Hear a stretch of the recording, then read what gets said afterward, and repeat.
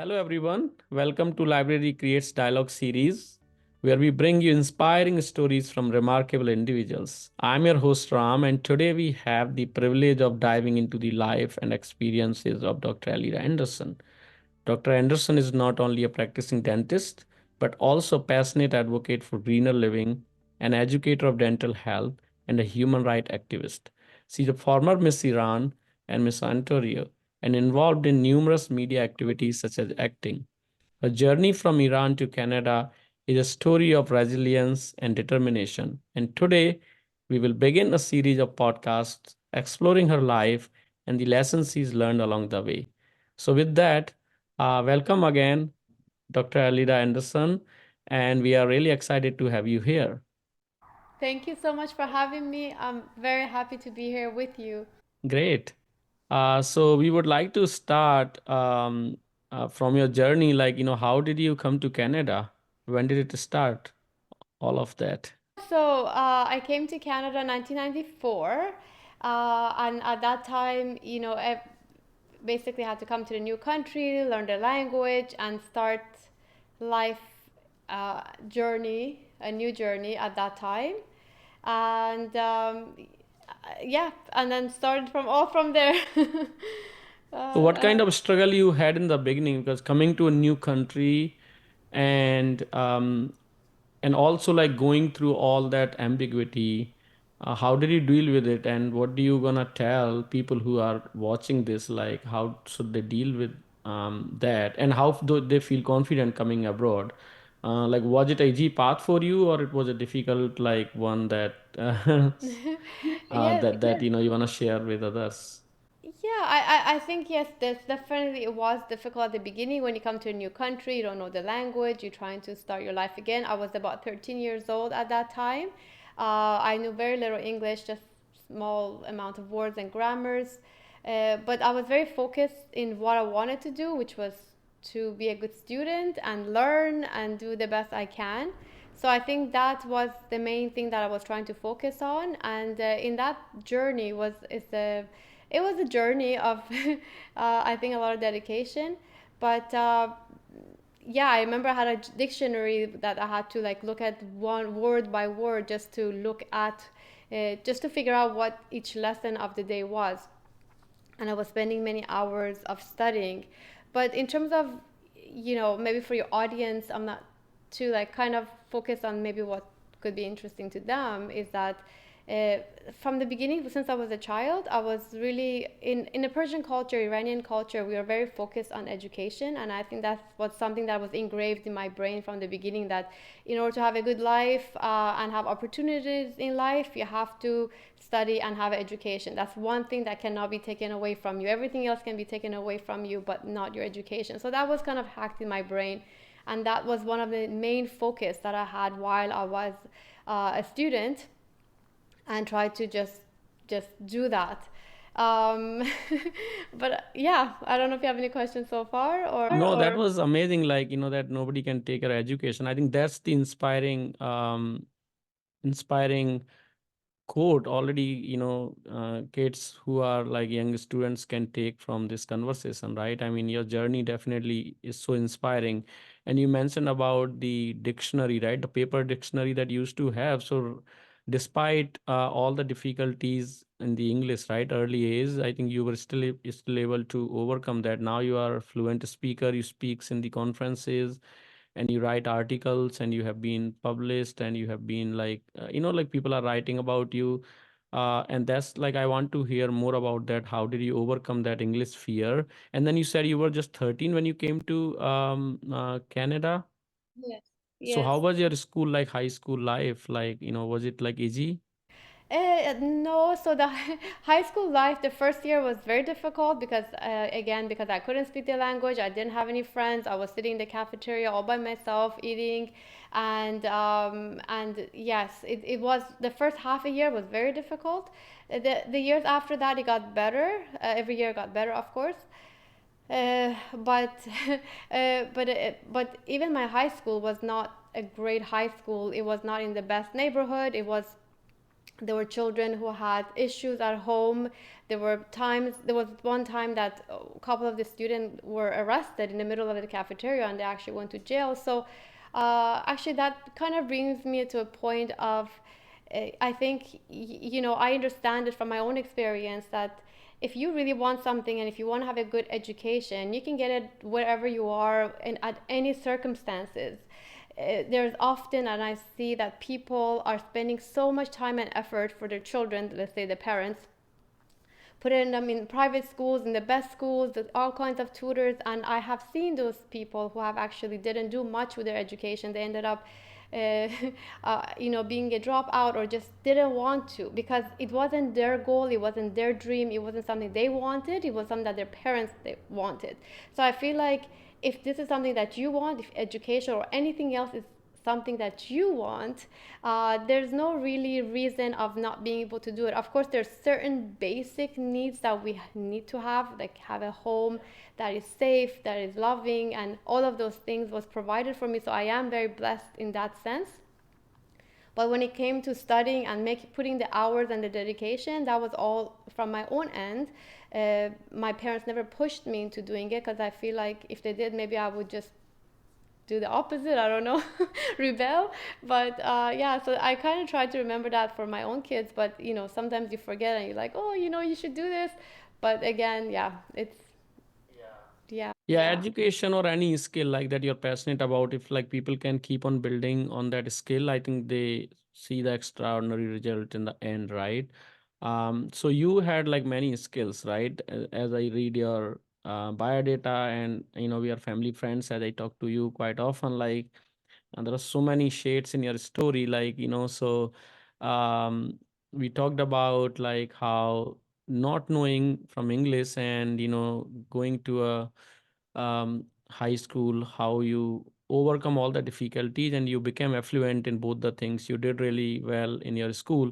Tell me a little bit about your college life, because you ended up like becoming a dentist by profession, but also you did so many amazing things in between. So we would like to know like how was those pageants and how you jumped into acting, like how did you, and then I know my question is loaded, but how did you balance with all of that and to excel in all those departments? Like what you gonna tell everyone, like how did you balance your time as well? Good question.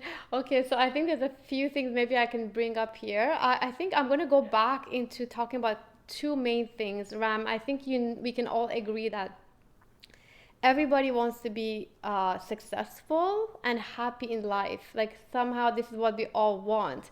But that's such a big topic. And how are you become successful? How are you happy? And and I think they're not really always connected. So I think this gets to a very complex topic. But I do want to just to summarize for our audience, like in case that could be of any interest from my own experience. It's my opinion. I think they're kind of separated and not always connected. When I was younger, my first, let's say, 20 years of my life within when I was in school, high school, university, my main focus was to succeed and accomplish what I want from my life, and that was to become a dentist and work so hard to get there. Uh, I remember when I was a kid, I was always thinking, like not a kid, maybe I was like teenager or in my 20s, I was always thinking that if I look back in my life, if I'm an old person and I had a full life, if I look back, how I want my life to be, and I was always thinking I want it to be great. I want to leave something behind. I want to do something good. I don't want to just get married and have kids and that's it. Like I don't know. I always thought about that. So, what I want to say is that I think in order to succeed in anything, it's important to ask ourselves what is it that we want from our lives, what is our goals, what do you want to achieve and accomplish. So that's the first most important step, not what my parents want or my society wants, but what I want, what I'm good at, what I'm talented in. What are my talents, what kind of lifestyle do I want to have. That's the first step. So once you figure that out, then the next step is to actually work really hard to get there and stay focused. And that's like the first three important things to succeed in anything. And because at that first time of my life, like getting to become a dentist was my first main focus, I had to sacrifice or put so much of my time into that. For the 10 years of university, well, 9 years, 1 year I was waiting in between. I did 5 years of undergrad, 4 years of dentistry. Those 9 years, I had no life except studying 10, 14 hours a day. I was whether in classes or studying. I would sleep at 8 o'clock at night. Yeah, I woke up at 4, so that was the thing. So I missed out on going out with my friends and doing a lot of things, in the summer, yes, but not during the year. But I was so focused on I need to get there. I'm not a genius, I'm not that smart, I'm just like any normal person. So I need to work really hard to get there. And that was my success story of how I achieved it. But because I feel like you need to have a short-term goals and the long-term goals. My long-term goal was to become a dentist for certain reason because I liked it, I liked the lifestyle and all that stuff. My short-term goal is how am I going to get there? I have to get high marks and I have to make it there. So because I was so focused on what I want the short and long-term goal to be, that helped me to stay on one path of just keep on going no matter what. And that was how I achieved that. The other important thing is that, which I'll get into a little bit more later, is that understanding that it's anything that you want to achieve, if it's big, it's going to it's going to have a lot of challenges, and there's no success without some failure. And if you just give up quickly on whatever we want to do, it won't be there. We can't go from A to Z. There's going to be a ladder of like getting there. So yeah, that's how I became focused on getting there. At the same time, yes, you asked me about the other things, like I did the pageants and the things, because I also have other interests and other things that I wanted to do. So let's say when I just applied for the pageant, I got in. That was that was not a lot of work to get there. It just happened that it was parallel to my time of this being a student. But then that opened up a lot of windows for me in terms of being able to do public speaking and being on TV and all the other things that happened. I was trying to do it on the side. So yeah, I did a lot of things on the side, but again, it came up with a lot of like not doing a lot of other things like going out and socializing as much at the time. But I'll let you say something if you want before we go to another topic, if you have any I thoughts. think so. Did that help you to overcome the stress that you were having because you're working so hard for all those like 9 years and all these things that you were doing as a side hustle? What and I think you mentioned that it helped you to develop certain other skills, soft skills that are also important in your life, right? Now you're a dentist and you speak and you do many things you like are passionate about how we should protect the environment. So all that, did that help you like the side hustles? Because sometimes just being focused on one goal may not prepare you to change the society. I just wanted to like double click on those things, like what did you achieve in those gigs, and then how did that help you to become more successful? That's very true. Like those skills, because when I was Miss Iran, I became Miss Iran. That was in 2000. So that was the first How old time. were you that time? Sorry. Oh, I was in university. I was like 20 maybe. Yeah, so about that time. So yeah, at that time, when you do something, when you can do public speaking, you go in front of thousands of people, you definitely learn a lot of things. You learned some more self-confidence that you could do public speaking. Then after that, I started to do a lot of media stuff. And then I did some acting on the side as hobbies, all of them, because my main focus was to become a dentist. So everything I did was as a hobby and a side track. But also because I'm passionate about those things as well, I didn't want to, as you said, just focus on only that. I wanted to kind of have a side thing that I also enjoy. But that helped me as to bring some of those skills of being on TV or making movies or all that stuff to bring to something bigger. And then that's when I got to the environmental stuff, when I started a YouTube channel in 2018 for the plastic pollution and the environmental stuff. Then I did some human rights stuff last year with all the women life freedom movements. And then as you said, like then yeah, because I think once you start to It opened up the door for all those things, right? You overcome your fear, and then you had many other channels, right, to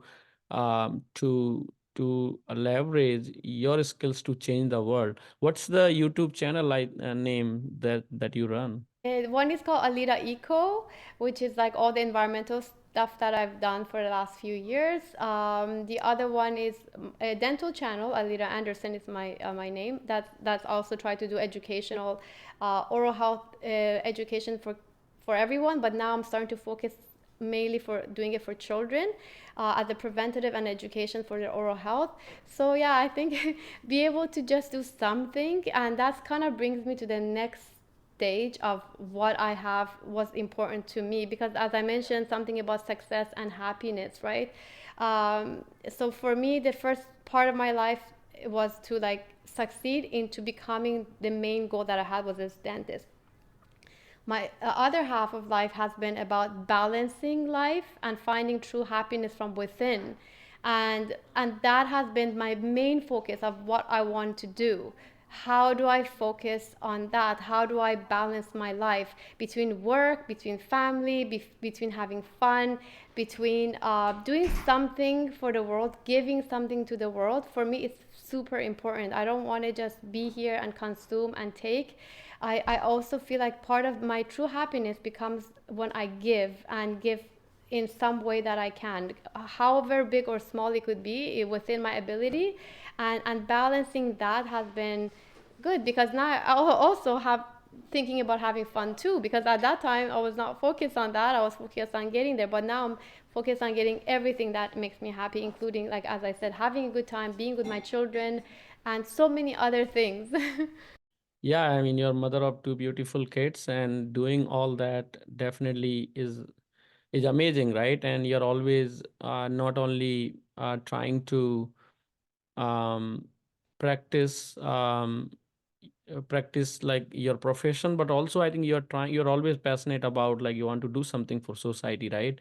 Tell us more about how you're balancing your life with two kids, but then also you're pursuing your mission, right, around green, um, uh, and also like about like certain other things that you're planning to do, right, these days. Like, you're also passionate about how to make other kids' life better, like you're attending this session, right, just to kind of inspire these young minds, right?